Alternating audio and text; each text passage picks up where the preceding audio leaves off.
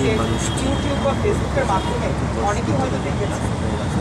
আমাদের এই অন্ধ ছাত্রদের কাছ থেকে ভাইজান একটা টাকাও নেওয়া হয় না, সম্পূর্ণ বিনামূল্যে এই অন্ধ এবং এসি ছাত্রদেরকে পবিত্র কোরআন শিক্ষা দেওয়া হয়।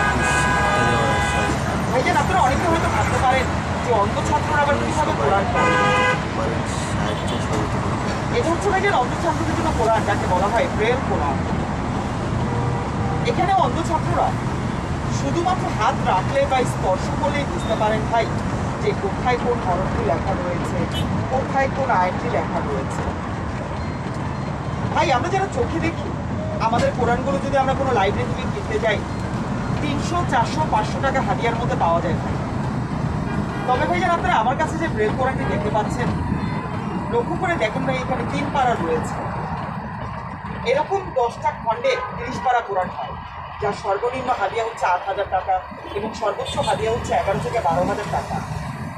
আমাদের এই অন্ধ ছাত্রদের জন্য ভাইজান কোনো ধরনের সরকারি অনুদান আসে না।